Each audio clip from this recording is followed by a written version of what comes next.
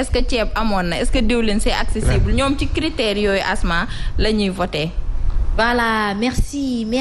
la représentante des économistes du pays. Et oui, voilà, justement, mi ngi noonu, c'est bien de leur rappeler ça. Je pense qu'ils n'ont pas perdu de vue. Mi ngi noonu ñu dugg nag tey nag damay ubbi ak actualité pour justement faire une belle transition. Monsieur Thiam faw ñu dalal ko ci mbënn mi la ñu toll ba tey ji ñuy waxtaanee ku ci nekk tëdd nga sa kaw lal yeew yàlla la ko suturaale am na ñoo xamante ni ci biir ndox mi lañ fanaan am na ñoo xamante ni ci biir ndox mi la ñu fas yéene toogee añ tey te ba tey kenn ngàccagul ndox mi ca foofulee kon nag moom dañu koy dalal xool ndax dinañu c'est de leur faute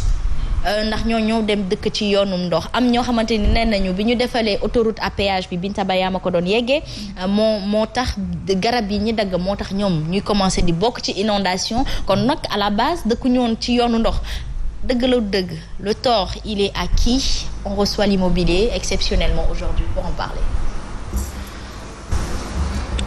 Aïcha kon nag ñu enchaîner nee nañu en enchaîner. waaw mais Asma tey yaa ngi dégg ñu ne le Sahara.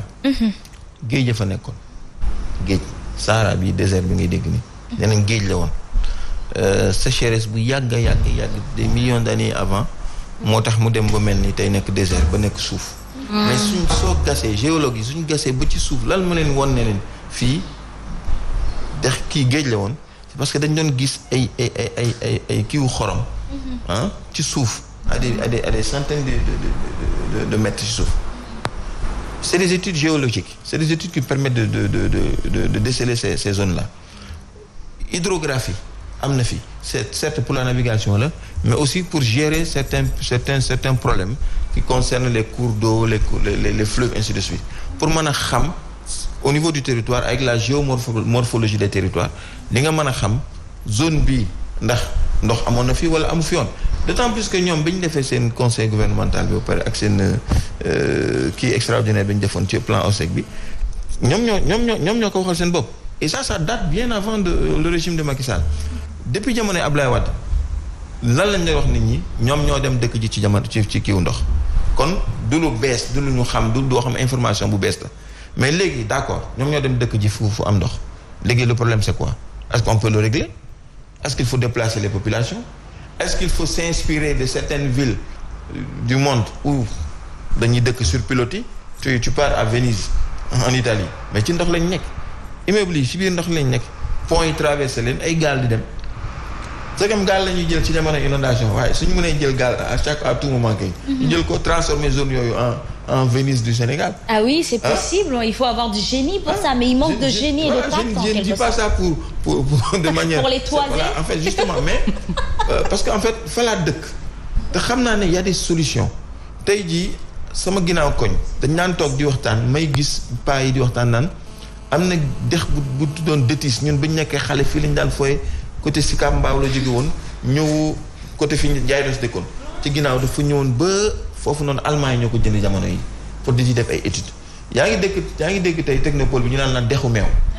dexu meew ñoo amee ay dara yi da nga dégg ñu naan dexu meew fa lañ fooye. waaw ñenn mag ñi foofu lañ fooye. kuy dexu meew. dexu meew lañ ko tuddoon en fait moo nekkoon ci zone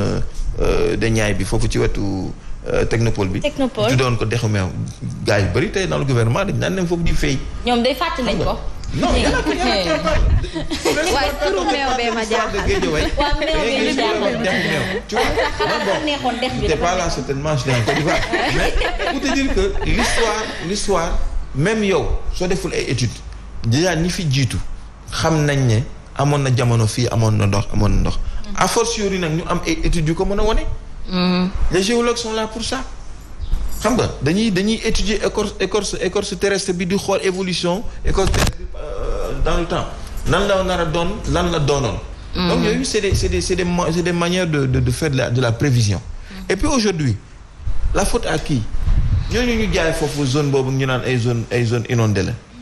la dañ koo xamoon moo tax ñu dëkk fa après ñu pourtant dañ faa ñu dëkk mais bañ fay dëkk ana état bi. kan moo leen ko jaay. kan moo signé kayit kan moo joxe bàyyi. ainsi de suite tu vois donc la responsabilité aujourd'hui moi je pense qu'il ne faut pas la rejeter sur la population le vin est tiré il faut le boire waaw li ñu naan su ndox tuuroo mbaax ci des ñenn ñi dañ naan dañuy rooti waat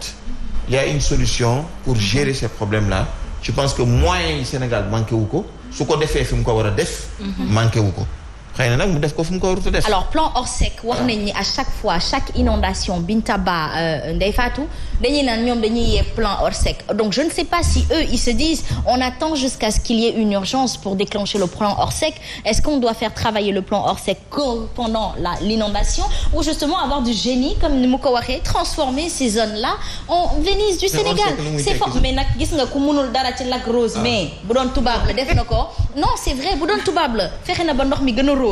ndox mi gën a xonk mu def fa ay kii boo xamante ne nit ñi dañ koy def mu nekk zone touristique pour en venir tout à l'heure à ton sujet on manque de génie et de générosité je crois que les deux G là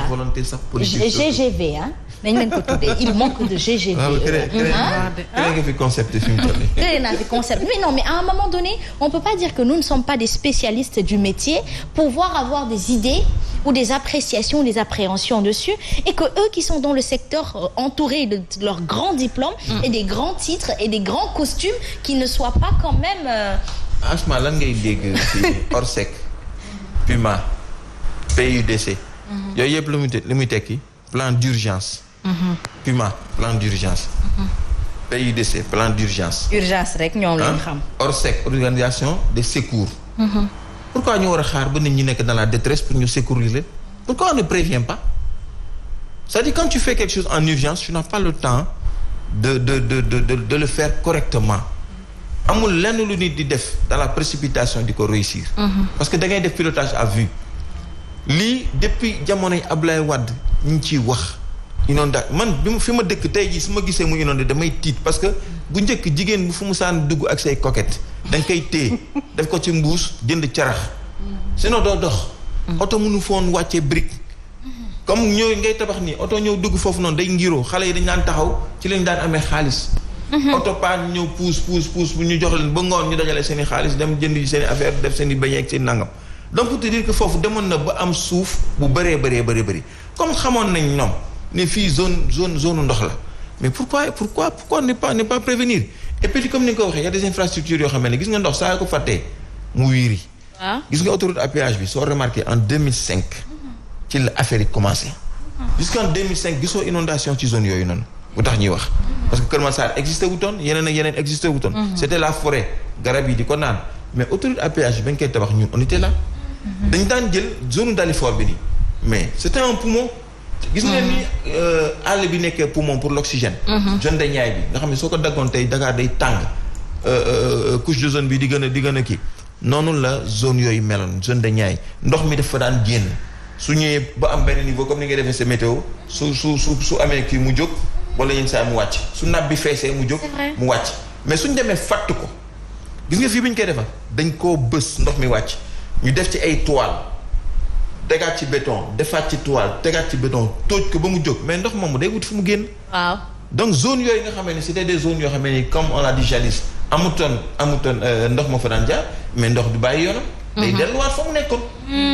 donc bokk na ci lii nga xam ne ni moo gën a créer mooy cause inondation yi autoroute à péage ni nga ko wax te mur bi yi nga xam ne moom def nañ ko ci diggante bi ak kër yi mur yooyu noonu da daan seet c'est-à-dire su ndox mi mu saan a ñëw ba taaju foofu da daan dem côté boobu noonu. daan na dem ci suuf si mais tey jii déjà dafay constituer benn barrage def genre bassin de rétention à ciel ouvert. day ndox mi su ñëwee su waree dem foofu mënut a dugg day daal di dellusiwaat ci population bi parce que autoroute bi moo gën a kawe te ñoom def nañ fa ay caniveaux de part et d'autre te nanguwuñu kenn ne asma mu bënn foofu noonu pour ndox mi dem c'est-à-dire ñoom ne serait-ce que dans le cadre de la responsabilité sociétale d'entreprise. c'est une entreprise. RSE bi war naa tax ñoom ñu may sax population bi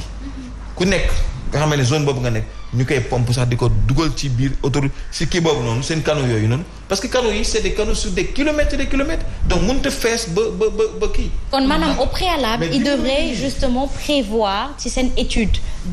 du projet li nga xamante ni moom mooy la possibilité d'une inondation parce que ndox mi comme du bàyyi yoonam mën na ñëwaat te sonal ñi dëkk foofule te pourtant à de base bi ñu fay dëkk du woon yoonu ndox te amutoon ndox waaye comme bënn nañ foofu wala fatt nañ yoonu ndox mi faaw mu am fu mu wërale fu muy jaar te ñoom daf leen di sonal et c'est vrai qu'ils devraient prendre à leur charge justement mais bu dee entreprise buy defar day nekk étrangère autoroute à péage si on touche le sujet aujourd'hui on trouvera que ñëpp ñoo ngi ñaxtu dafa fees del bëri keroog da ngay romb sax ñu nan la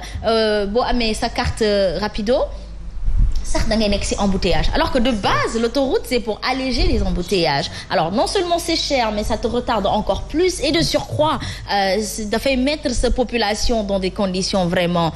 désastreuses bu inondation ñëwee te ba pare amul aide boo xamante ni ñoom dañ ko ciy génne je crois que war nañ leen mën a sas pourquoi on n'est pas de bons négociateurs pourquoi ou bien nañ dem jàngaat ci nasaraan si ni ñuy négocier benn exemple ci Camp Thiaroye bi y a un hôpital de niveau 3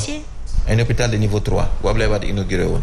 moo nekk hôpital Pikine bi moo nekk ci biir Camp Thiaroye am na beneen dispensaire bu fa nekk boo xamee ni convention de Bamako la moom la ñuy wax la garnison de Thiaroye convention de Bamako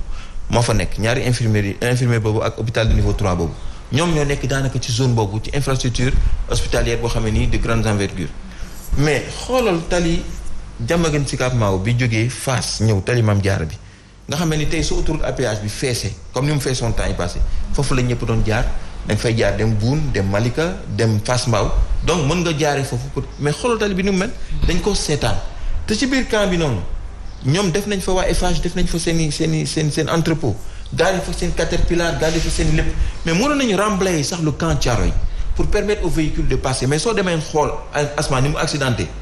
am ay cuvette ndox mi ban bi ñoom ñoo fa tur ban bi mu nekk poto boo xam ne ni benn oto bu fa jaaree balaa moo egg soo jëlee malade pour bëgg ko yóbbu hôpital sax malade bi mën naa dee si yoon bi te pourtant ñoom ils ont du matériel ils ont de la logistique war nañ jàppale population bi dans le cadre de la RSE pousse ko remblayer ko wala mu ñu aplatir ko au moins ndox mi su ñëwee du taaju ba oto yi mën a def déviation foofu. loolu aussi mais est-ce que tamit c'est pas que ñu poser benn question est-ce que nit ñaa ngi liggéey. kan la ngi liggéey ils bossent pas on dirait ils bossent pas on dirait parce que mënoo jël lu mel ni que autoroute à péage ñu koy tabax.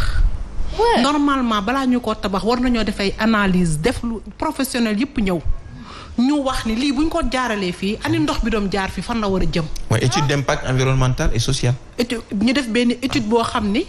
loolu dina ci daal di am njëriñ kon lu mel ni jak saaw nga xam ne daanaka mosuñu ko dégg ci inondation bu ñëwee kon péage bi da ciy daal di am li nga xam ne mooy impact bi ci nekk man beneen question bi nga xam ne man daf ma jaaxal mooy le président Macky Sall dafa indi benn plan bi nga xam ne mooy plan décennal